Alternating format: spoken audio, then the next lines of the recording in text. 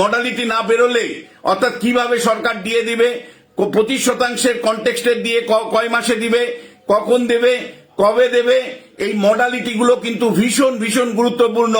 এবং এই মডালিটি গুলো না দেখে আপনারা কিন্তু কোনো ইতিবাচক জায়গা নেতিবাচক জায়গায় কোনো জায়গায় পৌঁছলে ভুল করবেন। যে কিভাবে সরকার একবার জিতে গেলে তখন কিন্তু গল্পটা আলাদা হতে পারে। ফলে ঘর পড়া গরু সিঁদুরে মেঘ দেখলে ভয় পাচ্ছি।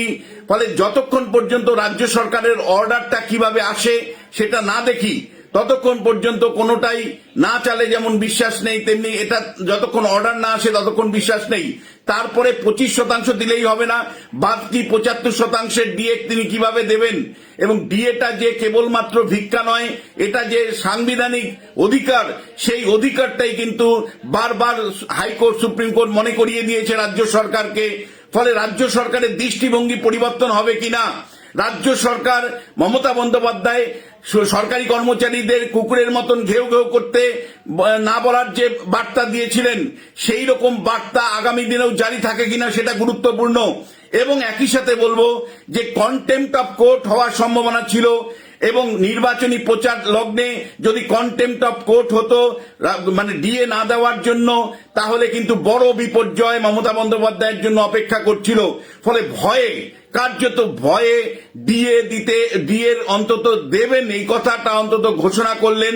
যতক্ষণ পর্যন্ত সরকারি আদেশ সঠিকভাবে না আসবে, দৃষ্টিভঙ্গি যতক্ষণ পর্যন্ত রাজ্য সরকারের পরিবর্তন না হবে, ততক্ষণ পর্যন্ত এটা রাজ্য সরকারি কর্মচারীদের 100% জয় হয়েছে সেই জায়গা কিন্তু বলা যাবে না। রাজ্য সরকারের কর্মচারীদের জয় তখনই হবে যখন সরকারের দৃষ্টিভঙ্গির মধ্যে পরিবর্তন আসবে। হঠাৎ করে মমতা বন্দ্যোপাধ্যায় ডিএর ঘোষণা কেন করলেন? কর্মচারী ইউনিয়নের যিনি প্রধান ভাস্কর ঘোষ বলছেন এটা কর্মচারী ইউনিয়নদের জয়। কেউ বলছেন যে মুয়াজ্জিম ভাতা এবং ইমাম ভাতা ঘোষণা করতে হয়েছে, ফলে ইমাম ভাতা মুয়াজ্জিম ভাতা ঘোষণা যেহেতু করতে হয়েছে, সুতরাং মুয়াজ্জিম ভাতা এবং ইমাম ভাতা দেওয়ার ফলে আবার ভোটের মেরুকরণ হবে, হিন্দু ভোটের পোলারাইজেশন হবে। ফলে এইরকম অবস্থায় দৃষ্টি ঘোরানোর জন্যই হয়তো মেনে নিতে হলো কর্মচারী ইউনিয়নদের যে বকেয়া ডিএ রোপা অ্যাক্ট অনুসারে 2009 সাল থেকে যে ডিএ বাকি রয়েছে সেই বকেয়া মেনে নিতে বাধ্য হলো।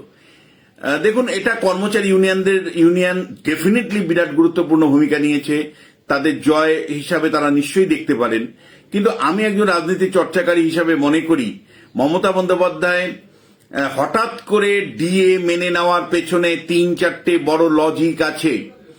একটা হলো যে নির্বাচন ঘোষণা হয়ে যাওয়ার পরে যদি সুপ্রিম কোর্ট, ইতিমধ্যেই কন্টেম্প্ট অফ কোর্ট হয়েছে আপনারা জানেন, কর্মচারী ইউনিয়ন রাজ্য সরকার ডিএ রায় পরেও ডিএ না দেওয়ার জন্য যে ধনুর্পণ করেছিল, মমতা বন্দ্যোপাধ্যায় কমিটি দেখাচ্ছিলেন, এটা সরাসরি কন্টেম্প্ট অফ কোর্ট।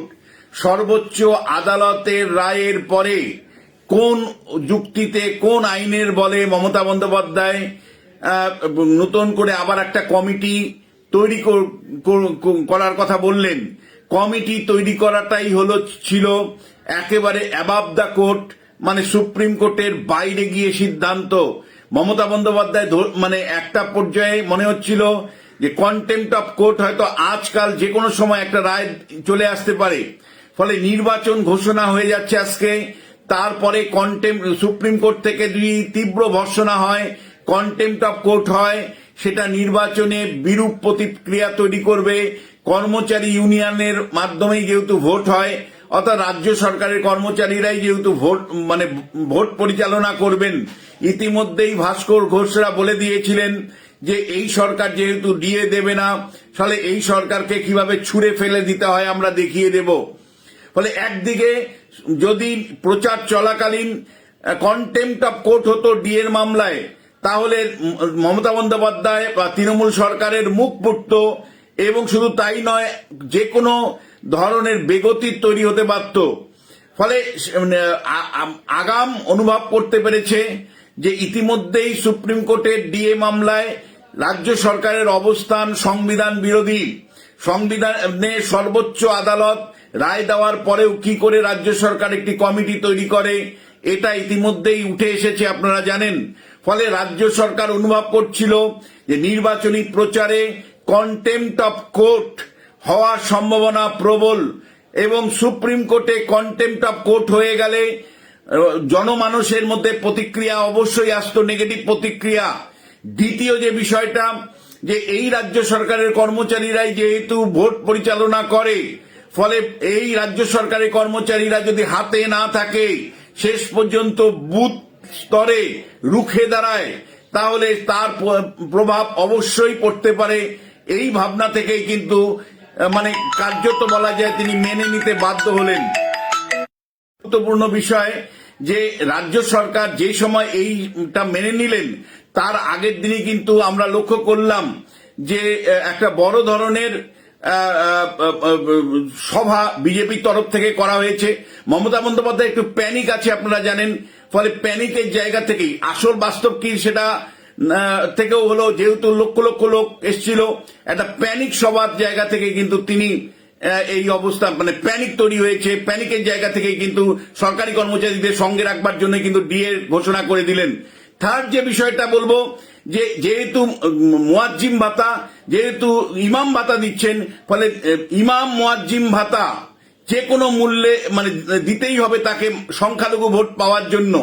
এই অবস্থায় ইমাম ভাতা, মুয়াজ্জিম ভাতা দেওয়ার পরে যদি রাজ্য সরকারের ডিএ না দেন, তাহলে সেটা আরো বিরূপ প্রতিক্রিয়া তৈরি হবে।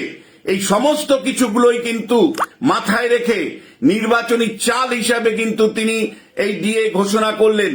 ডিএ এর মডালিটি না বেরোলে, অর্থাৎ কিভাবে সরকার ডিএ দিবে, 25% কনটেক্সটের দিয়ে কয় মাসে দিবে, কখন দেবে, কবে দেবে, এই মডালিটি গুলো কিন্তু ভীষণ ভীষণ গুরুত্বপূর্ণ। এবং এই মডালিটি গুলো না দেখে আপনারা কিন্তু কোনো মানে ইতিবাচক জায়গা, নেতিবাচক জায়গায় কোনো জায়গায় পৌঁছলে ভুল করবেন। যে কিভাবে সরকার একবার জিতে গেলে তখন কিন্তু গল্পটা আলাদা হতে পারে। ফলে ঘর পড়া গরু সিঁদুরে মেঘ দেখলে ভয় পাচ্ছি। ফলে যতক্ষণ পর্যন্ত রাজ্য সরকারের অর্ডারটা কিভাবে আসে সেটা না দেখি, ততক্ষণ পর্যন্ত কোনোটাই না চালে যেমন বিশ্বাস নেই, তেমনি এটা যতক্ষণ অর্ডার না আসে ততক্ষণ বিশ্বাস নেই। তারপরে 25% দিলেই হবে না, বাকি 75% ডিএ তিনি কিভাবে দেবেন? এবং ডিএটা যে কেবলমাত্র ভিক্ষা নয়, এটা যে সাংবিধানিক অধিকার, সেই অধিকারটাই কিন্তু বারবার হাইকোর্ট, সুপ্রিম কোর্ট মনে করিয়ে দিয়েছে রাজ্য সরকারকে। ফলে রাজ্য সরকারের দৃষ্টিভঙ্গি পরিবর্তন হবে কিনা, রাজ্য সরকার মমতা বন্দ্যোপাধ্যায় সরকারি কর্মচারীদের কুকুরের মতন ঘেউ ঘেউ করতে না বলার যে বার্তা দিয়েছিলেন, সেই রকম বার্তা আগামী দিনেও জারি থাকে কিনা সেটা গুরুত্বপূর্ণ। এবং একই সাথে বলবো যে কন্টেম্প্ট অফ কোর্ট হওয়ার সম্ভাবনা ছিল, এবং নির্বাচনী প্রচার লগ্নে যদি কন্টেম্প্ট অফ কোর্ট হতো মানে ডিএ না দেওয়ার জন্য, তাহলে কিন্তু বড় বিপর্যয় মমতা বন্দ্যোপাধ্যায়ের জন্য অপেক্ষা করছিল। ফলে ভয়ে, কার্যত ভয়ে ডিএ অন্তত দেবেন এই কথাটা অন্তত ঘোষণা করলেন। যতক্ষণ পর্যন্ত সরকারি আদেশ সঠিকভাবে না আসবে, দৃষ্টিভঙ্গি যতক্ষণ পর্যন্ত রাজ্য সরকারের পরিবর্তন না হবে, ততক্ষণ পর্যন্ত এটা রাজ্য সরকারি কর্মচারীদের 100% জয় হয়েছে সেই জায়গা কিন্তু বলা যাবে না। রাজ্য সরকারের কর্মচারীদের জয় তখনই হবে যখন সরকারের দৃষ্টিভঙ্গির মধ্যে পরিবর্তন আসবে। এই কয়েকটি কথা আপনাদের সাথে বলার ছিল। অসংখ্য অসংখ্য